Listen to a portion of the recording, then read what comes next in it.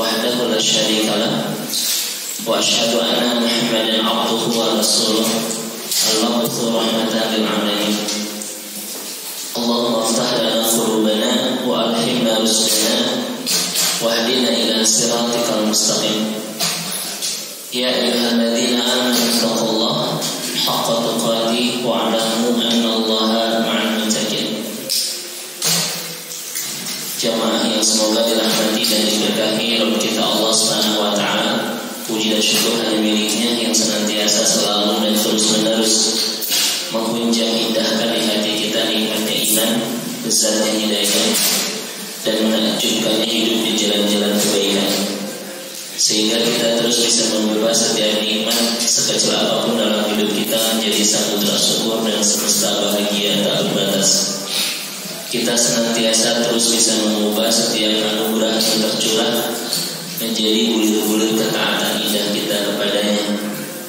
Mudah-mudahan pertemuan indah iman kita pagi hari ini untuk menaut hati, mengijaz cinta, melingkar iman, bertolak ilmi dalam upaya mukafa'atul ilmiah, memperluas, memperdalam kapasitas keilmuan kita untuk terus mengokohkan bangunan indah iman kita, menata rapi, memperbaiki ibadah kita, mengindahkan, memasyarakatkan akhlak kita, mengistiqomahkan kebaikan-kebaikan hidup kita sampai akhir hayat, juga untuk semakin memantaskan diri menjadi ahli surga. Mudah-mudahan semua paket ibadah kita pagi hari ini Allah mencatat menjadi bagian dari amal soleh kita, menjadi mizan hasanat timbangan-timbangan kebaikan akhirat kita.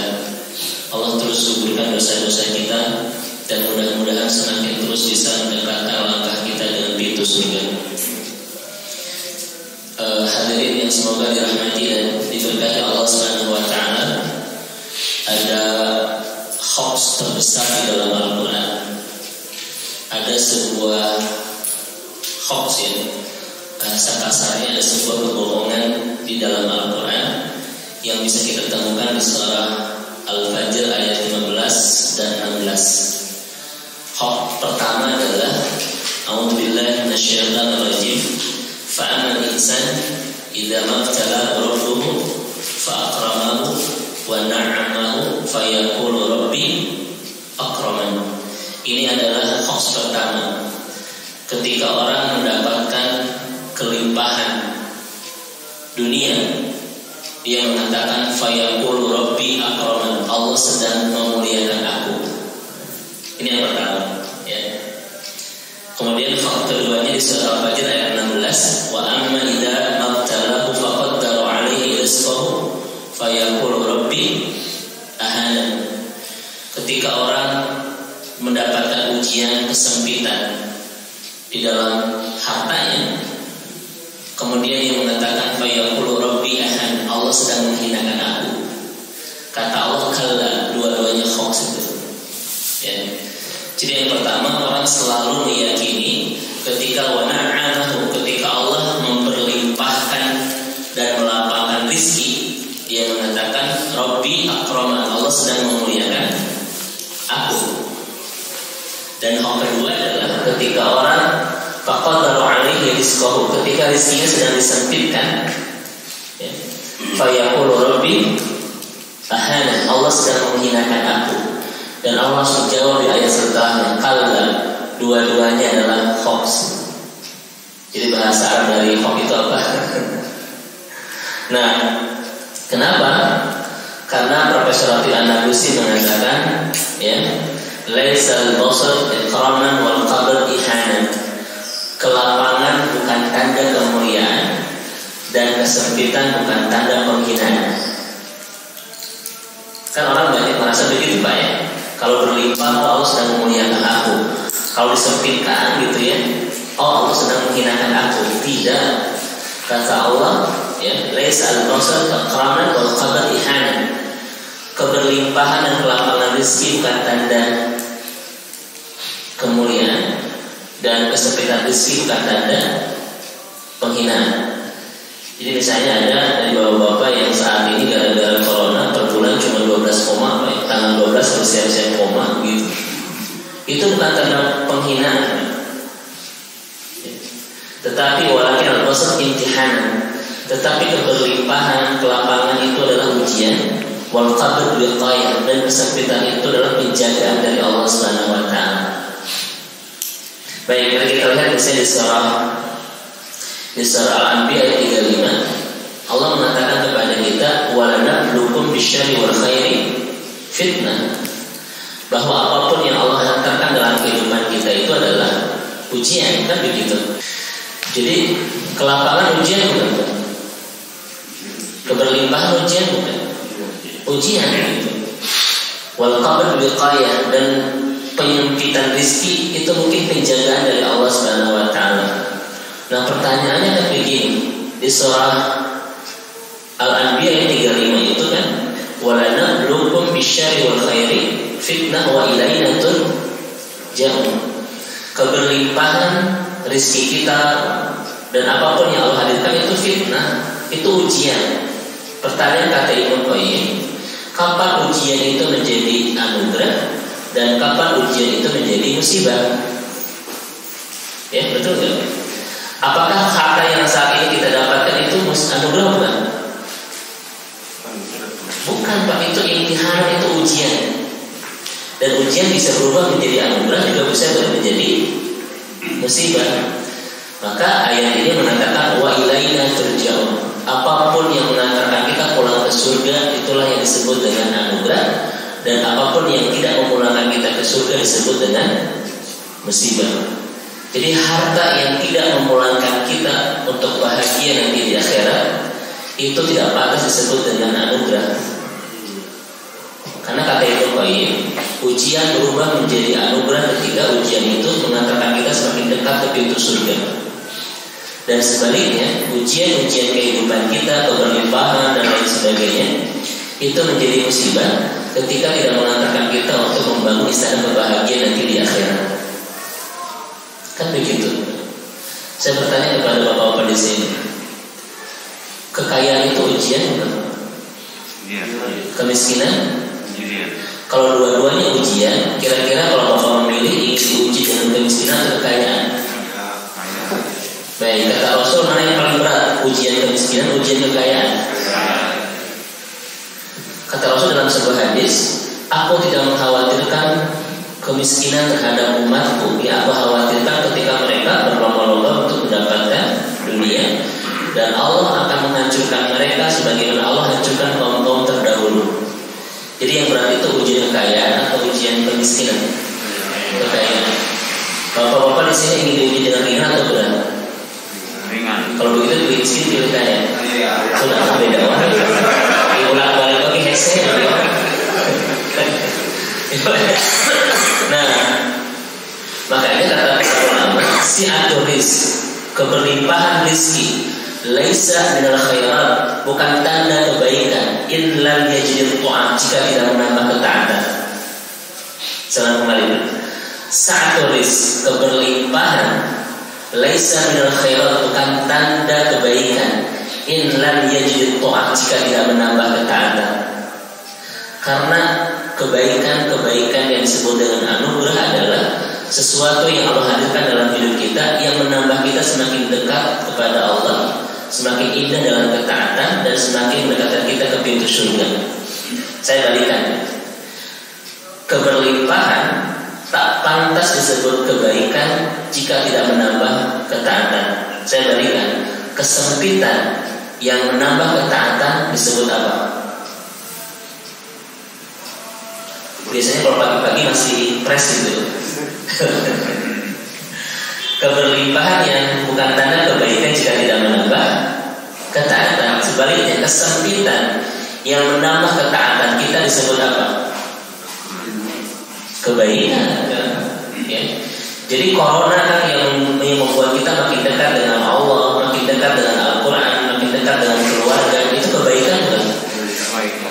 Jadi ketika datang corona bilang innalillahi atau alhamdulillah? Alhamdulillah. Nah, jadi berubah. Kayak musibah bilang alhamdulillah. Baik, ini hanya mukadimah dulu ya. Bagaimana cara kita mengantarkan konsep tentang istidraj. Baik. Nah, misalnya tadi mengatakan bahwa al-basar imtihanan wal qabr wiqayah. Kadang keberlimpahan itu adalah ujian yang bisa menghadirkan anugerah ataupun musibah kan. Wal qadar biqayah, dan kesempitan itu adalah penjagaan. Misalnya ketika bapak-bapak bilang, Ustaz kan Allah itu maha kaya, yang kekayaannya tidak terbatas. Innallaha ala kulli syai'in qadir. Tapi kenapa rezeki saya cuma segini? Bukankah Allah itu maha kaya untuk memberikan segalanya? Tapi kenapa seakan-akan Allah itu memberi terbatas? Gaji sebulan cuma 5.550 perak gitu ya. Padahal Allah maha kaya gitu. Tapi kenapa cuma segitu? Kita jangan dulu berusaha sama Allah. Mungkin penyempitan rezeki itu adalah wiqayah, tanda Allah sedang menjaga kita. Kasus misalnya di surah As-Surah ayat 27. Allah mengatakan, a'udzubillahi minasyaitonir rajim. Walau basatallahu ar-rizqa li'ibadihi la baghaw fil ardi. Kita lihat, jika Allah melapangkan rezeki pada hambanya, tentulah mereka akan melampaui batas di muka bumi. Betul. Makanya Allah itu seakan-akan membatasi rezeki kita untuk menjaga kita agar kita tidak melampaui batas. Kehadiran kita di masjid, kehadiran kita di sholat berjamaah, kehadiran kita dalam lingkaran iman bersama orang-orang soleh taman-taman surga, mungkin dihantarkan salah satunya keterbatasan rezeki kita. Andaikan berlimpah, kita tidak punya waktu lagi bersama Allah. Kita tidak punya waktu lagi menghimpun iman bersama orang-orang soleh di rumah Allah. Kita tidak punya waktu lagi untuk bersama ayat-ayat Allah. Itu disebut dengan la baghaw fil ardi. Andaikan rezeki kita terlalu berlimpah, ya, khawatir melampaui batas, kita tidak punya waktu lagi bersama Allah. Dan fakta membuktikannya, banyak orang yang tidak punya waktu lagi bersama Allah ketika mereka disibukkan rezeki Allah. Ya kan? Mereka tidak punya waktu lagi untuk berdua-duaan, bermesraan, berharmonis-harmonisan dengan Allah di 2/3 malam, karena sibuk dengan keberlimpahan apa yang Allah anugerahkan dalam kehidupannya. Dan itulah sifat manusia, ketika diberlimpahkan rezeki kadang lupa dan memberi rezeki. Itu namanya la baghaw fil ardh. Makanya saat ini apa yang Allah anugerahkan dalam hidup kita yang membuat kita semakin nikmat di dalam irisan-irisan ketaatan kepadanya, yang terbatas rezeki itu kan ya, itu boleh jadi bukan karena Allah bakhil. Memang Allah tidak bakhil, tetapi Allah sedang menjaga kita agar kita tetap punya waktu bersama Allah. Betul kan? Nah, ini yang disebut dengan al-basar imtihanan wal qabd wiqayah. Keberlimpahan itu ujian, dan penyempitan rezeki itu mungkin penjagaan dari Allah Subhanahu wa taala. Baik, kita anggarkan dulu. Ini baru mukadimah. Ibnu Athaillah itu mengatakan di dalam kitab yang sangat populer beliau, Al-Hikam. Mungkin bapak-bapak sudah memiliki kitab ini karena sangat populer sekali. Ibnu Athaillah mengatakan, rubbama a'taka famana'aka wa rubbama mana'aka fa'ataka. Bagus ya ayatnya. Rubbama a'taka famana'aka. Boleh jadi ketika Allah memberi, sebetulnya Allah sedang menahan. Wa rubbama mana'aka fa'ataka. Dan boleh jadi ketika Allah itu menahan, sebetulnya Allah sedang memberi. Salam kembali. Boleh jadi ketika Allah memberi, sebetulnya Allah sedang menahan. Dan boleh jadi ketika Allah sedang menahan, sebetulnya sedang memberi. Contoh tadi, orang-orang yang diberi keberlimpahan sebetulnya sedang Allah tahan agar dia tidak bisa menikmati hidup bersama Allah. Ini kan maksud kita dalam masalah istidraj ya. Ada banyak yang Allah kesan memberi dalam hidupnya, padahal sebetulnya Allah sedang menahan agar dia tidak bisa ke masjid, agar dia tidak bisa punya waktu untuk melingkar iman bersama orang soleh, agar dia tidak punya waktu untuk bercengkrama dengan Al-Quran, agar dia tidak punya waktu untuk memikirkan, merawat, dan membangun istana kebahagiaan nanti di akhirat. Ada yang seperti itu, terkesan diberi pada sedang ditahan. Ya, yang kedua, warubbama man'aka fa'ataka. Dan ada kalanya orang itu terkesan ditahan, pada sebetulnya sedang diberi. Ya enggak?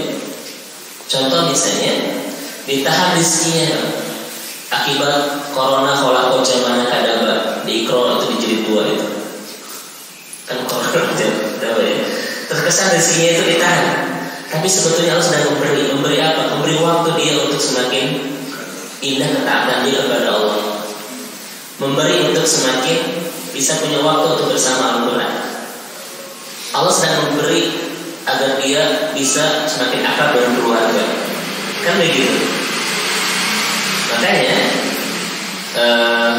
Bapak Ibu yang semoga dirahmati dan diberkahi Allah Subhanahu wa taala, ketika Allah Subhanahu wa taala memberikan keberlimpahan, itu belum tentu menjadi sebuah pemuliaan. Dan ketika Allah menyempitkan rezeki kita, belum tentu itu sebuah penghinaan. Justru ketika Allah memberi, jangan-jangan Allah sedang menahan. Yang ada banyak orang yang tidak punya waktu bersama Allah gara-gara sibuk untuk mengurus apa yang Allah anugerahkan dalam kehidupan yang rezeki. Bapak Ibu di sini sedang diberi, sedang ditahan. Ini kata wajah-wajah sedang ditahan ya. Lagi suudon. Allah sedang menahan kita. Itu boleh jadi sebenarnya Allah sedang memberi banyak hal kebaikan dalam hidup kita. Allah tahan kita dengan corona, kan kita tidak bisa banyak keluar rumah ini. Mungkin Allah sedang memberi kita waktu untuk senantiasa semakin akrab bersama Al-Quran. Gitu. Ya. Allah terkesan menahan kita gara-gara corona tidak bisa tidak bisa jalan-jalan di Baitul Mall dan lain-lain sebagainya. Sebetulnya kan Allah sedang memberi sebuah anugerah agar kita semakin dekat dengan keluarga. Ini kata Ibnu Athaillah di dalam buku Al-Hikam. Baik, kita akan masuk ke materi yang lebih dalamnya. Ya. Maka falaisa idza qabada bakhlan bal yaqbidu an hikmah. Syukran Ustaz. Ya. Jadi ketika Allah menyempitkan rezeki kita, itu bukan berarti Allah itu pelit dan Allah sedang menghinakan, tetapi Allah sedang menghadirkan hikmah di dalam kehidupan kita. Ada banyak kebaikan-kebaikan yang berlimpah yang bisa kita dapatkan dari kesan Allah sedang menyempitkan rezeki kita. Ya, karena kan yang kita pahami, rezeki kan bukan sekedar nominal, ya. Kebahagiaan hidup bersama Allah rezeki bukan? Rezeki. Kemudian misalnya al-waqtu wal hubbi ailah, kita punya waktu dan cinta buat keluarga, rezeki bukan? Rezeki itu. At-tumanna fil ibadah, kita menikmati kenikmatan dalam ibadah, rezeki bukan? Semua rezeki ini boleh jadi Allah hantarkan ketika Allah sempitkan rezeki harta kita. Ini ya, ini cara kita berpikir tentang surah Al-Fajr ayat 15 dan 16. Mari kita masuk kembali. Baik, Bapak Ibu yang semoga dirahmati dan diberkahi oleh kita Allah Subhanahu wa taala. Di surat Al-Isra ayat 21 Allah mengatakan sebuah kalimat yang sangat indah sekali. Ini untuk menjadi prolog. Kita masih prolog dulu ya kan, nanti intinya jam 7 lah gitu. Ini masih mukadimah ya. Walal akhiratu akbaru darajat wa akbaru tafdila. Allah mengatakan di surah Al-Isra ayat 21 dengan sebuah ungkapan yang begitu dahsyat banget. Walal akhirah akbaru darajat wa akbaru tafdila. Akhirat itu besar derajatnya dan lebih besar keutamaannya. Ini menjadi dalil bahwa akhirat itu kan lebih indah daripada dunia. Akhirat lebih menakjubkan, akhirat lebih sempurna daripada dunia. Dalilnya Al-Isra ayat 21. Walal akhirah akbaru darajat wa akbaru tafdila. Maka kata para ulama, ketika Allah mengatakan akhirat itu lebih besar keutamaan dan derajatnya, ya kan ya, maka kabirul akhirah di qalbika, sok besarkan akhirat di hatimu, maka dunia akan terasa ringan. Fala yakun dunia sabab husnika wa sa'adatika, dan dunia tidak akan lagi jadi penentu sedih dan bahagia kita. Coba kembali. Kabir akhirah fi qalbika, besarkan akhirat di hatimu. Fala yakun dunya sabab husnika wa sa'adatika, dan dunia tidak akan lagi jadi penentu sedih dan bahagiamu. Saya bertanya kepada bapak-bapak di sini, kebanyakan orang itu pak sedih dan bahagianya urusan akhirat, urusan dunia. Akhirat atau dunia? Kenapa? Karena dia belum berhasil membesarkan akhirat di hatinya sebagaimana pesan Allah di Al-Isra ayat 21. Ya. Kenapa selama ini kan kita sedih dan bahagia, suasana hati kita diobok-obok, diubah-ubah oleh urusan dunia, karena kita belum berhasil membesarkan akhirat di hati kita. Itu. Dan kalau sedih dan bahagianya hati kita gara-gara urusan dunia, pasti akan capek dan riuh. Kenapa? Karena walanablukum bisyarri wal khairi. Allah terus menggulirkan itu kan. Kadang kita berlimpah, kadang sempit kan, kadang lapang, kadang sempit, kadang terus gitu berubah-ubah dunia itu. Kadang dapat anugerah, kadang dapat musibah, kadang punya sepeda Brompton, kadang tidak capek kan. Terus begitu ya. Kira-kira kalau hati kita terubah-ubah suasananya gara-gara urusan dunia, kira-kira riuh nggak? Riuh kan, dunia itu terus begitu pulang balik kan. Kadang ada masalah kita lapang, kadang ada masalah kita sempit. Maka pertanyaannya, Ustaz, bagaimana supaya hati kita tidak sering berubah-ubah gara-gara dunia? Besarkan akhirat di hatimu. Lihat Rasulullah SAW. Dr. Ali As-Salafi mengatakan, Anna Muhammadan as'alur rajul fil 'alam. Muhammad adalah lelaki terbahagia di dunia. Saya bertanya kepada Bapak, apa yang menyebabkan Rasulullah menjadi lelaki terbahagia di dunia secara materi, secara dunia? Ada enggak? Tidak banyak kan? Tidak banyak kan? Bahkan Rasulullah kadang tidak mendapatkan makanan di dapurnya sampai 2 bulan, 3 purnama. Umar pernah melihat Rasulullah menyimpan batu untuk ketika melaksanakan sholat. Bahkan Umar pernah menangis ketika melihat Rasulullah bangun, ada banyak bekas telapak kurma di badannya. Tetapi kenapa beliau dinobatkan oleh sejarawan pakar sejarah dunia, Dr. Ali As-Salafi? Saya punya kitabnya, tafsirnya di belasan jilid itu. Anna Muhammadan as'alur rajul fil 'alam. Muhammad lelaki terbahagia di dunia. Apa yang menyebabkan dia paling bahagia di dunia? Urusan dunia tidak banyak. Kenapa dia bahagia? Karena beliau laki-laki yang sudah naik kelas. Maka beliau disebut dengan laki-laki akhirat, yang sedih dan bahagianya gara-gara urusan akhirat saja. Makanya kalau bapak-bapak di sini sedih dan bahagia hati kita gara-gara urusan akhirat, udah bapak-bapak tuh laki akhirat itu. Ustaz, aduh anaknya bete hari ini, kenapa? Tadi lupa tahajud. Wah keren banget. Ya, orang dibalik, aduh Ustaz, itu sedih kan? Tadi senang hilang kata ada yang senang. Jadi pas ngaji ke masjid, pas pulang senang ada ayat, itu ke masjid aja ya. Ditanya kok DKI, apa nih ke masjid? Motor dan aku belum sembuh gitu. Gagal bukan gara-gara senang gimana? Kata senang di situ gitu. Kan gitu ya. Maka kalau kita ingin hati kita tidak sering berubah-ubah gara-gara dunia, tetap tenang Pak, hidup bersama Allah itu, maka ini kuncinya. Qabilul akhirah fil qalbi. Besarkan akhirat di hati kita, dunia akan terasa ringan dan hati kita tidak akan sering berubah-ubah gara-gara urusan dunia.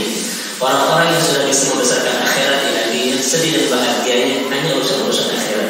Sedih Pak ketika belum hafal Quran, sedih ketika banyak dosa, sedih ketika kehilangan tahajud, sedih ketika kehilangan waktu melingkar iman bersama orang-orang soleh. Itulah yang bikin sedih dan bahagianya orang-orang ahli surga itu. Ya orang mainnya gara-gara kita beli Brompton, budak kayak gitu. Ustaz tadi kemana bisa sampaikan ke ayah? Makanya gara-gara bisa sampaikan itu kan dikarudat gitu. Sampai ada jamaah saya itu sampai keluar kota dari sepeda Poligon dan lain-lain. Ya. Ini mau bahasa sepeda atau? Baik, ini yang pertama ya. Nah, baik, dari sini sebetulnya istilah akan berulang.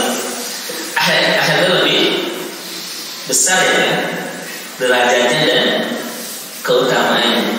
Makanya Rasulullah SAW mengatakan dalam sebuah hadis sahih riwayat Imam Muslim, Innallaha khalaqa rahmah mi'ata. Innallaha khalaqa rahmah ya khalaqaha mi'ata rahmah. Allah itu menciptakan 100 rahmat. Fa'amsaka biyadihi is'an wa tisin rahmatan. Allah genggam 99. Wa arsala bi khalqihi rahmatan wahidatan. Dan Allah lepaskan satu untuk semua makhluknya. Saat ini kita sedang merasakan yang satu atau yang 99? Yang satu. Allah genggam 99 Dan Allah lepaskan satu fi khalqi kulli untuk semua makhluknya. Saat ini sebetulnya kita sedang menikmati yang satu yang Allah bagi untuk semesta ini. Nikmati. Bayangkan yang 99 yang sedang Allah siapkan nanti buat kita di akhirat. Makanya ini menjadi dalil bahwa akhirat lebih besar keutamaannya dan derajatnya. Maka kekayaan hakiki adalah kekayaan akhirat. Innal 'isyatul akhirah. Kehidupan yang sebenarnya itu adalah akhirat. Wa 'anna sa'ada sa'adatul akhirah. Dan kebahagiaan sesungguhnya adalah kebahagiaan akhirat. Makanya begini kalimatnya. An-ni'am. An-ni'am la yusamma sa'adah iyahdiyaka ilanna. Keberlimpahan tak pantas disebut kebahagiaan kalau tidak mengantarkan kita bahagia di akhirat. Sebaliknya, wal masaib la yusamma ta'is iyahdiyaka ilal jannah. Dan musibah-musibah hidup tak pantas disebut penderitaan kalau mengantarkan kita bahagia nanti di akhirat. Saya ulang kembali. Keberlimpahan tak pantas disebut dengan kebahagiaan kalau tidak mengantarkan kita bahagia nanti di akhirat. Dan musibah-musibah hidup tak pantas disebut penderitaan kalau mengantarkan kita bahagia nanti di akhirat. Kenapa? Karena kebahagiaan yang sebenarnya di mana? Saya bertanya kepada bapak-bapak di sini. Ingin berlimpah di dunia, menderita di akhirat? Aduh, ini kalau ada makanan gak fokus nih. Langsung tergoda. Dunia tadi langsung dikritik ya Pak. Baru pertama kali kan ngisi langsung diprotes. Dan musibah tak pantas disebut penderitaan kalau tidak mengantarkan kita bahagia di akhirat. Jadi pertanyaan saya kepada Bapak di sini, bahagia di dunia, menderita di akhirat, atau banyak musibah di dunia tapi kita bahagia nanti di akhirat? Kira-kira mana yang paling baik? Saya mau bertanya cerdas di sini. Tapi memang seperti itu. Jadi doanya Rabbana atina fid dunya hasanah wa fil akhirati hasanah wa qina adzabannar. Makanya satu, jangan buru-buru mengklaim bahwa Allah sedang ingin membuat kita menderita dan kita banyak musibah. Boleh jadi sebetulnya Allah sedang memberikan banyak kebaikan dari musibah-musibah yang sedang Allah hantarkan dalam kehidupan kita. Karena sebetulnya yang pantas disebut bahagia itu adalah apa yang bisa mengantarkan kita bahagia nanti di akhirat. Dan yang disebut penderitaan itu adalah sebetulnya apa yang membuat kita semakin nanti menderita di akhirat, kan begitu. Nah, kemudian maka kita akan masuk ke materi kita. Kalau Allah mencintai seorang hamba, akan terlihat di dua hal. Satu, Allah tidak akan deraskan dunia kalau itu menghancurkan akhiratnya. Kita sudah masuk ke masalah istizrah ya. Allah tidak akan menderaskan dunia kalau harus menghancurkan akhirat. Ini adalah alamat hubbillah, tanda kalau Allah sudah mencintai seorang hamba. Maka boleh jadi Bapak sekalian, keterbatasan dan kesempitan yang saat ini sedang kita rasakan yang menambah ketaatan kita kepada Allah, boleh jadi memang itu tanda bahwa Allah sedang mencintai kita. Gitu.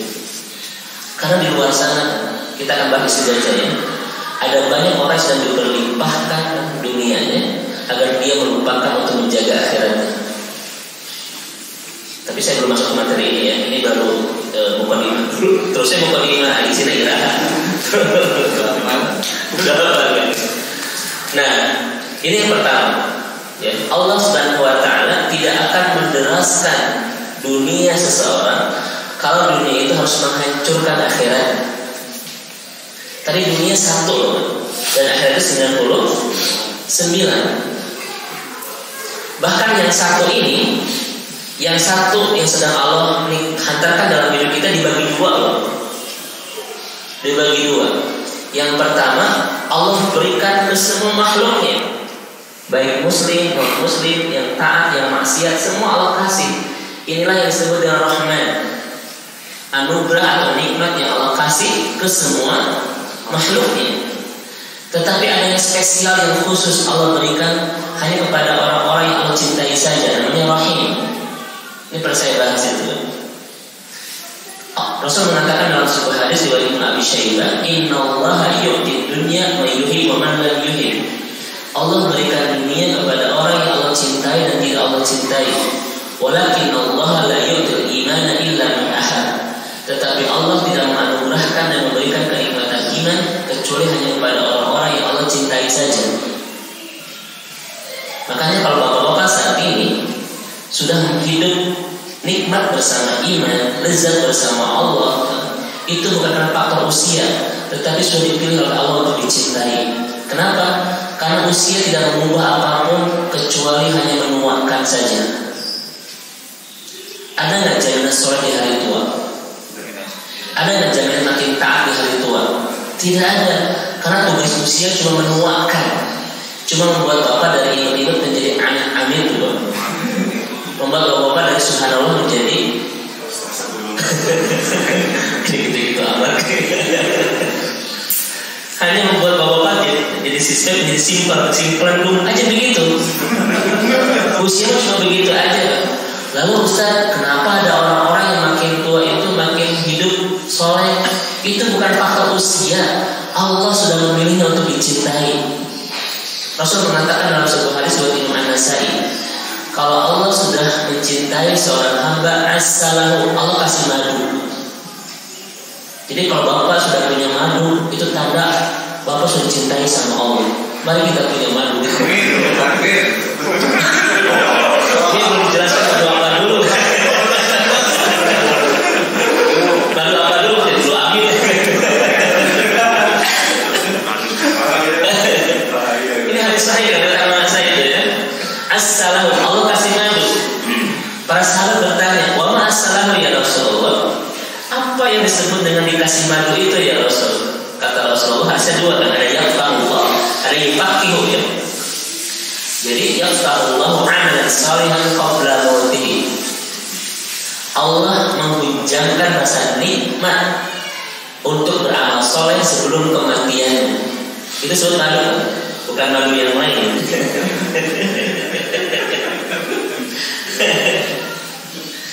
Ya, jadi kalau saat ini sebelum kematian kita sudah menikmati rasa lezat, rasa nikmat di dalam irisan-irisan ketaatan kepada Allah. Itu tandanya bahwa kita sudah dapat madu. Dan madu tanda Allah sudah mencintai seorang hamba. Di luar sana banyak orang yang makin menua, makin jauh dari kesolehan, karena usia tidak mengantarkan kita untuk menjadi soleh. Iya kan? Banyak orang yang makin menua, makin lemah fisiknya, tetapi makin jauh dari Allah Subhanahu Wa Taala. Karena memang usia yang menua tidak mengantarkan kita untuk hidup soleh, untuk hidup taat bersama Allah. Makanya kalau saat ini kita sudah menikmati rasa lezat, rasa nikmat hidup bertaat kepada Allah, maka itu sebuah anugerah yang tidak Allah berikan ke sembarang orang. Apakah semua orang bisa nggak datang ke masjid? Gak bisa. Kenapa? Karena mereka tidak menemukan kenikmatan apa-apa di masjid. So, secara duniawi yang saat ini apa kenikmatan yang bisa kita rasakan di masjid? Secara duniawi nggak banyak kan? Saya juga hanya dikasih air bening aja gitu kan. Lalu mulai curhat. Siap. Tapi kenapa sampai ada orang yang kalau tidak ke masjid itu kan seperti dia kehilangan banyak anugerah? Karena dia sudah menikmati tidak hidup di masjid. Orang-orang yang belum menikmati rasa nikmat dalam ibadah pasti akan mudah meninggalkan ibadah itu. Kenapa banyak laki-laki yang bisa menaklukkan gunung-gunung tertinggi di dunia, tetapi untuk ke masjid susah? Karena dia tidak menemukan kenikmatan apa-apa di masjid. Itu bahayanya kalau orang sudah tidak bisa menikmati rasa lezat dalam ketaatan. Makanya kata Ibnu Qayyim, kalau kita memiliki dua hal ini, yakin bahwa kita ada di fase hidup yang paling bahaya. Pertama adalah la yashkuru ladzat ta'ah, tidak merasakan nikmat ketaatan. Yang kedua kan la yashkuru bil ma'asi, nadam bil ma'asi, tidak merasa menyesal di dalam kemaksiatan. Satu, tidak merasa lezat di dalam ketaatan. Dua, tidak merasa menyesal dalam kemaksiatan. ini adalah fase hidup yang paling bahaya. Kenapa? Karena kalau orang tidak merasakan nikmat dalam ketaatan, mudah nggak ninggalin ketaatan itu? Mudah kan? Buat apa ke masjid? Jadi itu paling enak. Tidak ada kenikmatan apa-apa. Ketenangan ketika ngaji, ketenangan. Ya ketenangan itu tenang. Hanya ketenangan itu sendiri. Ya bismillahirrahmanirrahim. Dalam surah Al-Anfal itu salah satu pertolongan Allah kepada para sahabat di perang Badar itu kan Allah memberikan nuas, ngantuk sampai tertidur dengan pulas sebelum berperang, yang membuat para sahabat menang itu. Karena Allah tidurkan dulu mereka untuk memulihkan stamina dan kekuatan, turunkan hujan, ya, kemudian berperang dan menang. Maka memang tidur itu pertolongan dari Allah. Jadi kalau saya lagi ceramah dan tidur jangan dibangunkan, dia sedang mendapatkan pertolongan Allah. Dia sedang mengikuti pertolongan Allah. Yang kedua, kalau orang tidak merasakan menyesal di dalam kemaksiatan, akan berulang-ulang tidak? Akan terus mengulangi ketika dia tidak ada penyesalan dalam sebuah kemaksiatan. Makanya inilah suasana dan fase hidup yang paling bahaya dalam kehidupan seorang mukmin. Tidak merasakan lezat di dalam ketaatan dan tidak merasakan menyesal dalam kemaksiatan. Saya bertanya kepada Bapak di sini, kenapa sampai ada orang yang tega untuk mencari kelezatan lewat kemaksiatan? Kenapa itu? Sampai korupsi, berzina itu dan lain-lain. Kenapa sampai ada orang yang tega mencari kenikmatan lewat kemaksiatan? Kira-kira jawabannya apa? Jawabannya adalah karena mereka belum menikmati nikmatnya hidup di dalam ketaatan. Orang-orang yang saat ini belum merasakan nikmat hidup dalam ketaatan, pasti mereka berani mencari kenikmatan hidup lewat kemaksiatan. Orang-orang yang sudah menikmati hidup lezat di dalam kemaksiatan, ketaatan, tidak mungkin lagi kan mau mencari kenikmatan hidup lewat kemaksiatan. Makanya kan orang yang berzina, ya, orang yang korupsi dan lain-lain adalah orang-orang yang belum menikmati hidup nikmat di dalam ketaatan. Itu tugas kita itu. Bagaimana cara mengantarkan hidayah agar orang lain pun bisa seperti kita menikmati lezatnya hidup di dalam ketaatan. Ini yang tugas kita itu. Makanya banyak orang yang bermaksiat itu tanda bahwa kita yang belum maksimal ibadah, dakwah. Kita itu pasti diri ya. Ibadah kita belum maksimal. Misalnya warga di komplek ini banyak, tapi memang yang datang ke masjid itu bersatu.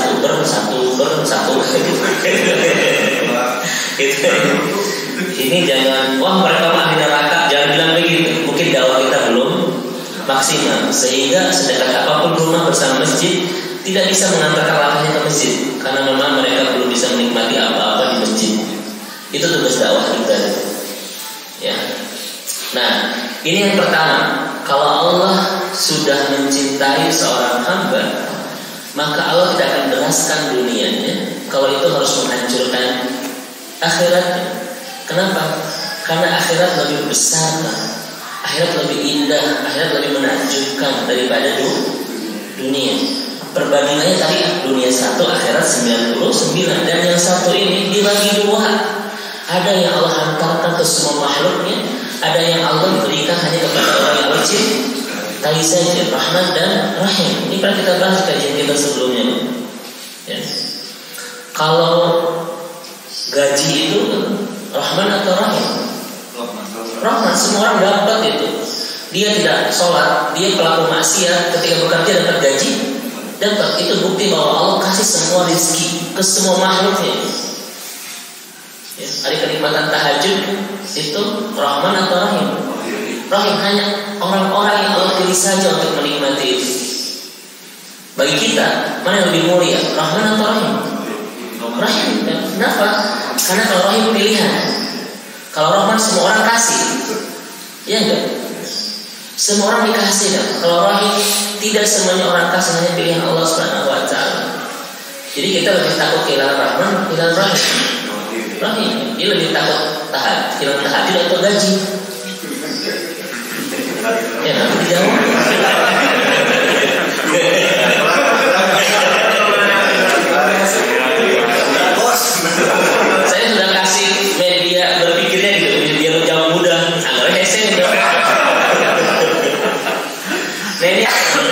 Jangan melihat. Misalnya begini, kenapa ada ulama yang mengatakan kalau orang ngejar rahim pasti rahmat dapat? Ya kalau orang ngejar yang 99 yang satu pasti dapat begitu. Ya enggak. Tapi kalau orang ngejar rahmat, rahim belum tentu dapat. Nah ini bukti bahwa ada sesuatu yang paling indah buat kita, yaitu akhirat. Saya tidak mengatakan kepada anak-anak bapak di sini bahwa dunia tidak indah, tidak. Dunia indah, tapi ada yang lebih indah daripada dunia. Kalau saya bilang begini, dunia indah, salah atau benar? Benar. Tidak ada yang indah kecuali dunia, salah atau benar? Dan nampak orang-orang yang sampai berani meninggalkan ibadah karena dia meyakini tidak ada kebaikan kecuali dunia. Itu salah. Kenapa banyak orang yang lakanur? Innal insana lakanur. Kenapa ada orang yang sampai tidak taat sama Allah? Kenapa?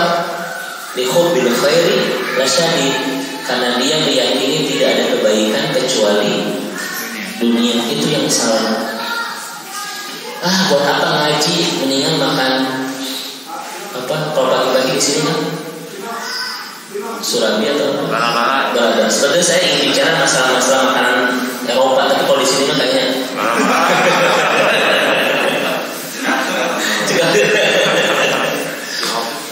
gitu ya. Nah ini yang salah itu adalah yang bilang tidak ada yang baik kecuali dunia. Itu yang salah. Tapi kalau dunia itu indah, dunia itu baik, itu benar. Tapi banyak orang yang merasa tidak ada yang kebaikan kecuali dunia. Makanya dia tidak tahajud. Apa buat kebaikan dunia? Dia tidak tahu apa kebaikan dunia. Kan tidak ada ya kan? Makanya orang-orang yang berpikir cuma dunia yang baik itu, pasti dia akan menjalankan ketaatan kepada Allah.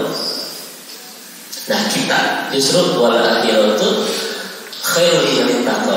Ada DNA yang tidak pernah lepas dari seorang muttaqin, yaitu dia merasa bahwa ada yang lebih indah daripada dunia. Kenapa kita ngaji saat ini? Karena kita merasa ada yang lebih indah daripada dunia. Kenapa hari ini kita saum? Kenapa hari ini kita baca Al-Quran? Kenapa hari ini kita tahajud? Karena kita meyakini ada yang lebih indah daripada itu. Ini yang mengantarkan kita untuk bertaat kepada Allah Subhanahu wa ta'ala.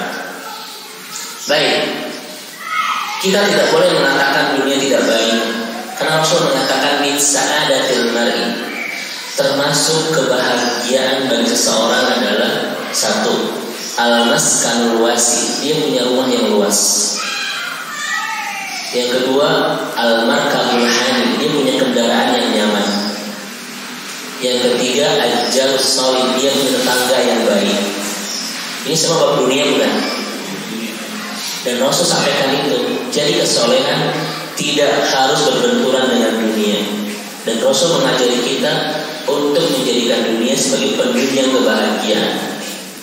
Akan nggak boleh bilang begini, Ustaz, anak mah sudah soleh, anak mah satu tahajud siang malam. Sombong nih, bohong atau gitu. Yang kedua, anak sudah tidak tertarik dengan dunia. Anak sholat isya sudah tidak tertarik dengan dunia. Salah benar? Salah kan? Karena Rasul sendiri mengatakan min sa'adatil mar'i, termasuk kebahagiaan, pelengkap penyempurna kebahagiaan hidup adalah al-maskan wasi, punya rumah yang luas, al-markabul hani, punya kendaraannya nyaman. Artinya kesolehan kan tidak dibenturkan dengan dunia. Justru harus akrab dan menyempurnakan kebahagiaan. Gak boleh bilang anak sudah tidak tertarik dengan dunia. Saya bertanya kepada antum, apakah Nabi Yusuf tertarik dengan perempuan yang pernah menggodanya itu? Tertarik. Hammaliha, Yusuf pun tertarik. Jadi kalau antum mengatakan anak Ustaz sudah sekolah stadium 4, anak tidak tertarik dengan perempuan yang cantik, gimana pun? Salah benar? Itu kemungkinan antum itu hoax atau antum tidak normal. Iya kan? Karena apa? Karena bagian dari zina linnas hubbu syahwatu minan nisa wal banin dan seterusnya. Karena dunia itu bagian pelengkap kebahagiaan. Kita tidak boleh memusuhi dunia, karena Rasul melarang itu. Justru kita harus makin mengakrabkan kita dengan dunia untuk menjadi kendaraan kita, mengantarkan kita ke akhirat. Kita lihat di surat Al-Imran 185. Allah mengatakan apa? Faman zuhziha 'anil nar wa udkhilal jannah faqad faz wa mal hayatud dunya illa mata'ul ghurur. Satu ayat Allah bicara surga, Allah bicara neraka, dan Allah bicara dunia. 3 kata ini kan dipaketkan dalam satu ayat. Faman zuhziha 'anil nar, neraka, wa udkhilal jannah, surga, wa mal hayatud dunya illa mata'ul ghurur. Kenapa Allah paketkan dunia, neraka, dan surga?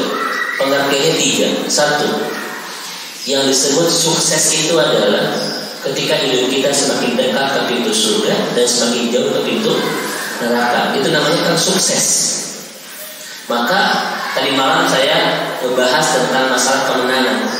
Kemenangan terindah bagi seorang muslim adalah ketika hidupnya makin dekat ke pintu surga dan makin jauh dari neraka. Dan sebaliknya, orang yang rugi itu siapa? Orang yang ketika menjalani hidup makin jauh dari pintu surga dan makin dekat dengan neraka. Nah, yang ketiganya, yang membuat kita ke surga dan ke neraka itu apa? Dunia. Jadi kalau tanpa dunia, kira-kira kita bisa ke surga tidak? Tidak bisa. Justru dunia itu adalah kendaraan yang mengantarkan kita ke surga. Maka jangan pernah kita memisahkan diri dari dunia. Stop Ustaz, anak sudah soleh level 2, stadium 4 anak sudah lepaskan diri dari dunia. Anak sudah tidak mau lagi sibuk dengan urusan dunia. Salah ya? Salah.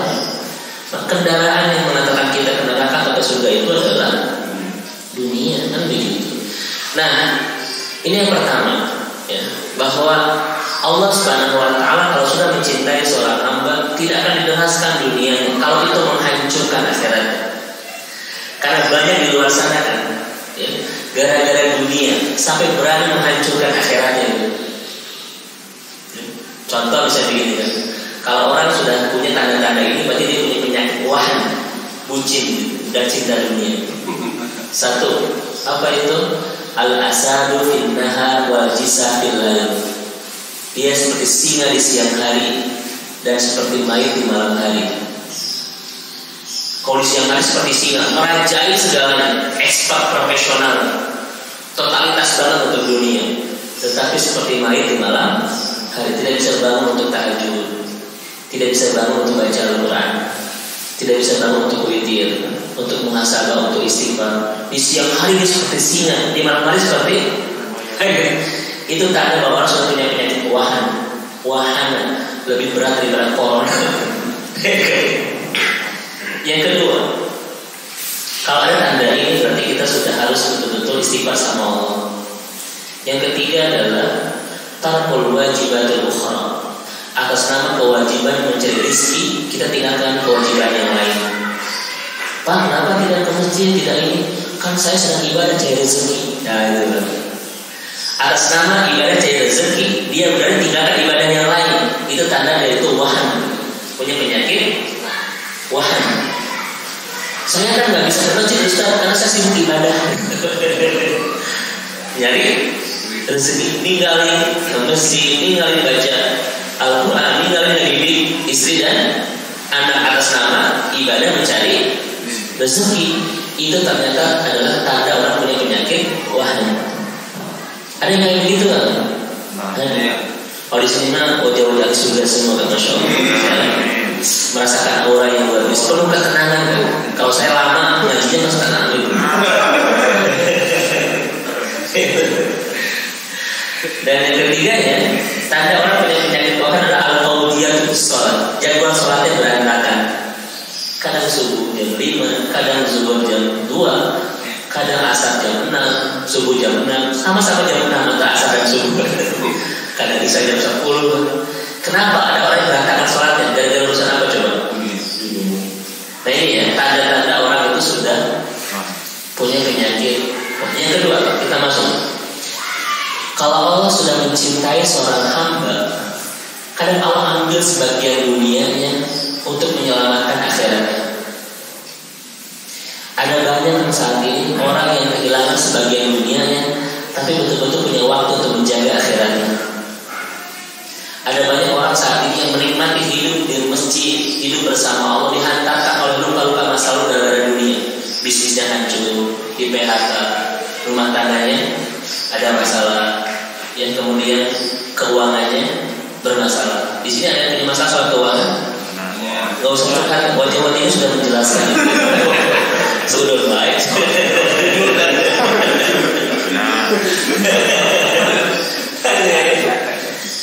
Ada banyak orang-orang yang saat ini kan dihantarkan untuk punya waktu menjaga masa depan akhiratnya lewat kehilangan sebagian dunianya.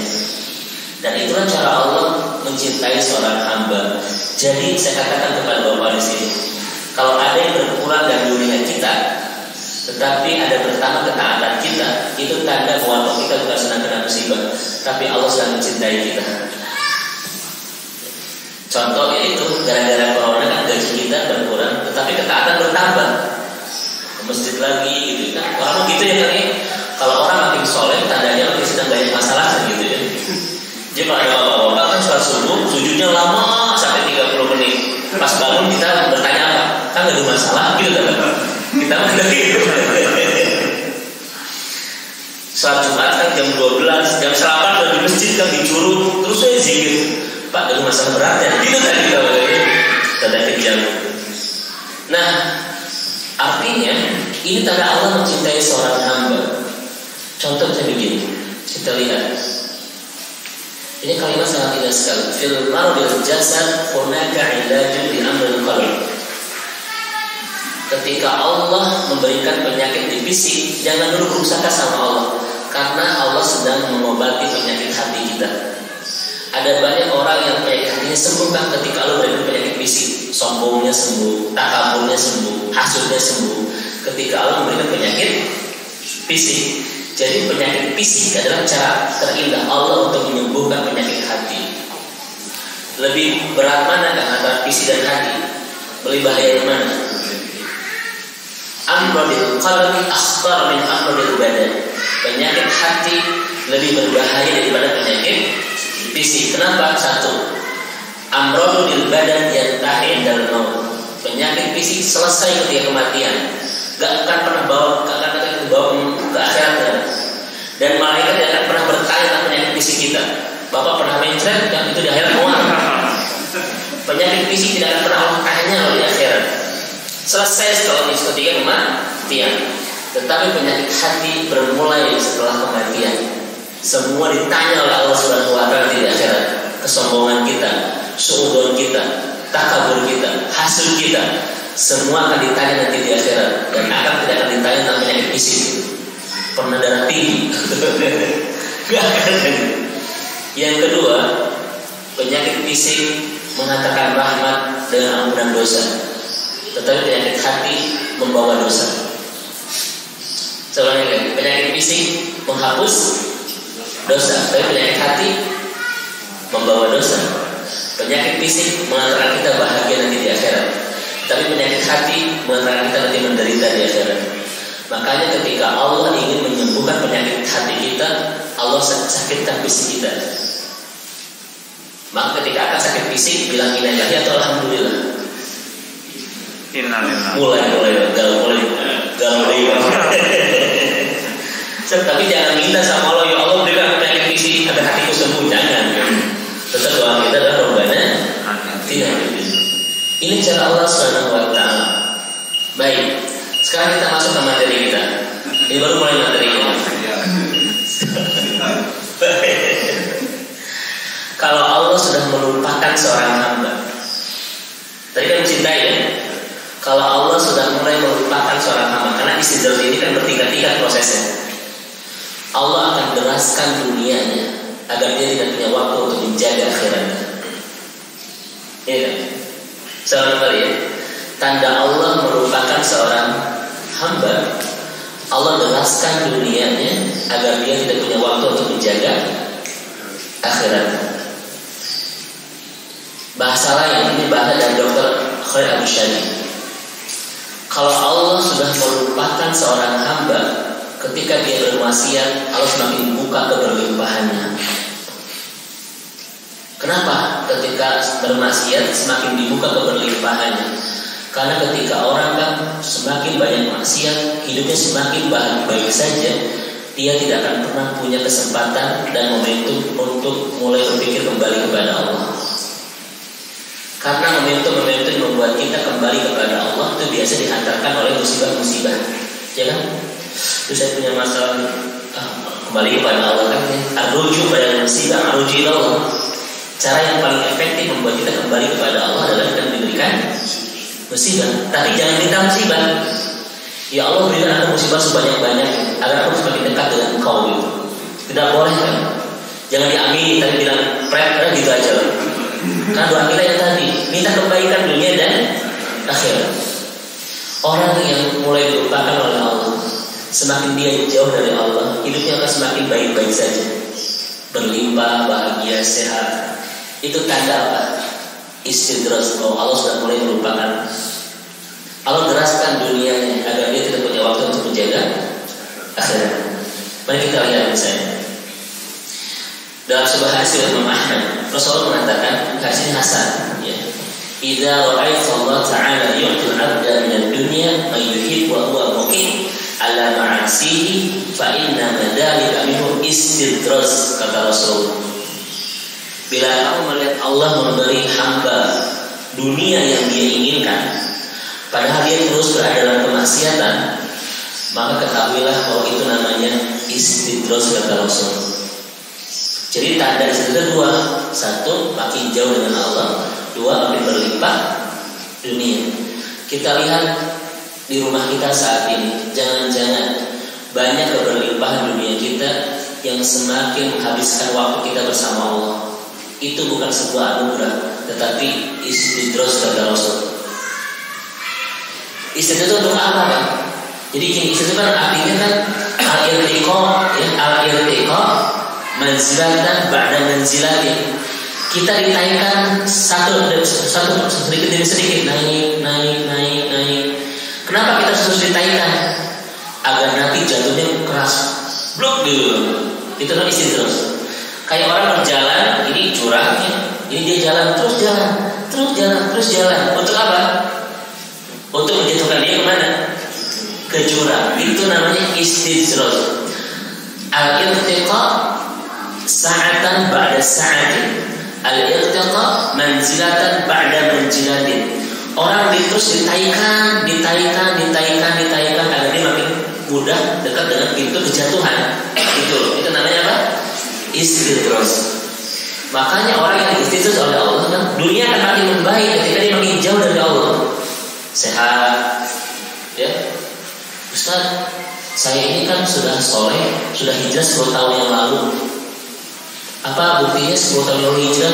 Di Facebook saya 10 tahun lalu tulisan main hijrah, main adventure. Saya ini sudah hijrah 10 tahun yang lalu, tapi sekarang kenapa saya banyak masalah? Tetangga saya mah tidak pernah sholat, tidak pernah ke masjid, di sini tidak pernah pakai jilbab, tetapi berlimpah saja. Kadang-kadang kita berpikir seperti itu ya, kan? Kenapa orang-orang yang soleh Allah berikan banyak ujian, sementara orang-orang yang sudah jauh dari Allah tidak pernah kan hidupnya itu tahu masjid, tetapi hidupnya baik-baik saja. Jangan buruk sangka dan Allah tidak sedang ngasih alamat masalah, karena Allah tidak pernah ngasih salah alamat. Yang salah alamat bukan Allah tapi penyanyi dangdut itu. Apa itu?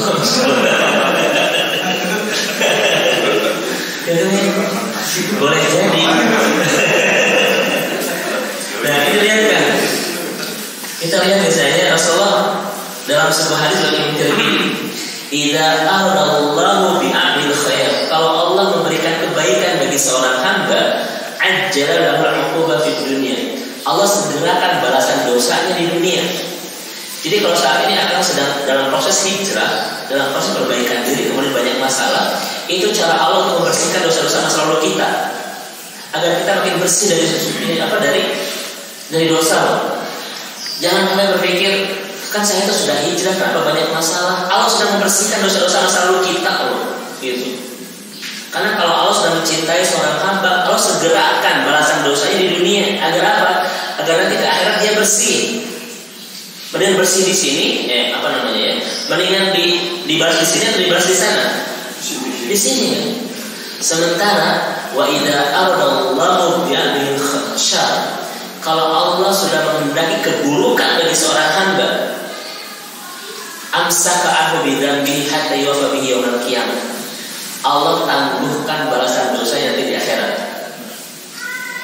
Coba lihat, kalau Allah mencintai seorang hamba, disegerakan balasan dosanya di dunia. Kalau Allah sudah melupakan seorang hamba, Allah tangguhkan balasan dosanya dan Allah tunaikan di mana? Di akhirat. Makanya jangan salah, kenapa saya sudah hijrah banyak masalah, teman saya tidak pernah ke masjid, hidupnya cie-cie aja, cie-cie itu. Itu mungkin karena hadis ini loh. Allah sedang memberikan istidros, orang terus naik, untuk dijatuhkan lebih keras. Ya. Nah makanya Bapak-bapak yang semoga dirahmati dan diberkahi Allah, ya, Allah mengatakan dalam surat Al-An'am ayat 44, falamma nasu ma dzukira bihi fatahna 'alaihim abwaaba kulli syai'. Masyaallah. Hatta idza farihu bima utu akhadnahum baghtatan fa idza hum mublisun. Ketika seorang hamba melupakan perintah Allah Subhanahu wa taala, melupakan peringatan Allah Subhanahu wa taala, kami bukakan pintu-pintu kesenangan dunia. Nah, itu kata Allah. Ya. Kami bukakan pintu-pintu kesenangan dunia hatta idza farihu, sampai mereka bergembira dengan hidupnya itu. Makin jauh dari Allah, makin gembira, makin bahagia karena makin berlimpah. Itu cara Allah apa? Akhadnahum baghtatan. Karena Allah ingin menjatuhkan nanti dengan keras. Makanya apa bedanya antara nikmat dan istidros? Nikmat itu adalah keberlimpahan buah dari ketaatan. Istidros itu adalah keberlimpahan buah dari kemaksiatan. Paham ya? Saya kembali. Mal farq baina ni'mah wal istidros? Apa bedanya antara nikmat dan istidros? Nikmat adalah buah manis dari sebuah ketaatan. Allah sampaikan di surat An-Nahl, di surat Al-A'raf, dan man 'amila shalihan min dzakarin aw untha wa huwa mu'min falanuhyiyannahu hayatan thayyibah. Kalau orang beramal soleh, Allah akan berikan kehidupan yang baik. Ya kan? Allah baikkan rezekinya, baikkan rumah tangganya, baikkan anak-anaknya, baikkan hatinya. Berbaik kenikmatan buah dari ketaatan itu disebut dengan nikmat. Tetapi ada kenikmatan buah dari kemaksiatan, itu namanya istidros. Kalau saat ini bapak-bapak makin jauh hubungan dengan Allah, tapi bisnis semakin lancar, boleh jadi itu bukan nikmat. Tetapi itu cara Allah agar kita makin jauh dari Allah. Ya. Maka ada 6 ciri kan orang sedang istidros oleh Allah. 1. Ni'am ma'a nuqsanil iman. Nikmat bertambah saat iman makin berkurang. Itu pertama. An-ni'am ma'a naqsil iman. Keberlimpahan dalam ketika dia semakin berkurang di dalam keimanan. Yang kedua, ar-rizqu ma'a tarkil wajibat. Rizkinya berlimpah saat dia makin sering menarik kewajiban. Itu tanda istidros. Yang ketiga, an-najah ma'a kasratil ma'asi. Dia segalanya disuksesan dalam keadaan penuh kemaksiatan. Yang keempat, as-sa'ah ma'a bakhil wal tama'. Makin pelit, makin pikir, makin rakus, tetapi makin berlimpah. Itu tanda apa? Istidros. Yang kelimanya as-sihan ma'a kasratil dzunub. Makin banyak maksiat makin sehat. Makin bugar. Ya. Itu istidros. Dan yang terakhir, at-takabbur bi kasratil amwal. Makin banyak harta, makin sombong, makin jauh dari Allah, makin membesarkan diri dan lupa membesarkan Allah. Ini tanda-tanda 6 bahwa orang sedang kena istidros, ya. Coba diulang satu-satu kan tadi bahasa Arabnya. Kaget. Oke, oleh karena itu Bapak yang semoga dirahmati dan diberkahi Allah Subhanahu wa taala, saya simpulkan ya, tanda Allah mencintai seorang hamba, Allah tidak deraskan dunianya agar dia bisa menjaga akhiratnya. Sedangkan orang istidros adalah orang yang deraskan dunianya untuk menghancurkan masa depan akhiratnya. Yang kedua, tanda orang Allah mencintai seorang hamba, Allah ambil sebagian dunia, enggak semuanya, sebagian. Paling kita kehilangan apa? Kehilangan uang, tapi kita tetap masih punya istri, punya anak, punya rumah kan gitu ya. Allah tidak akan ambil semuanya kecuali setelah kematian. Ketika datang kematian, Allah sedang mengambil sebagian dunianya untuk menjaga dan merawat masa depan akhiratnya. Sedangkan orang yang istidraj adalah Allah memberlimpahkan dunianya untuk menghancurkan dan mengambil masa depan untuk kebahagiaan akhiratnya. Itu tanda istidraj. Mudah-mudahan kajian kita pagi hari ini, ya saya kalau kajian subuh tidak lama, paling juga 1 jam beberapa menit. Ini untuk menjaga kehangatan bala-bala, kehangatan sulabi yang sudah disediakan bagi yang tidak saum. Makanya saya sangat mengerti banget kan tentang kebutuhan kita ya. Ketika sudah jam 6 ke sana pasti butuh kehangatan.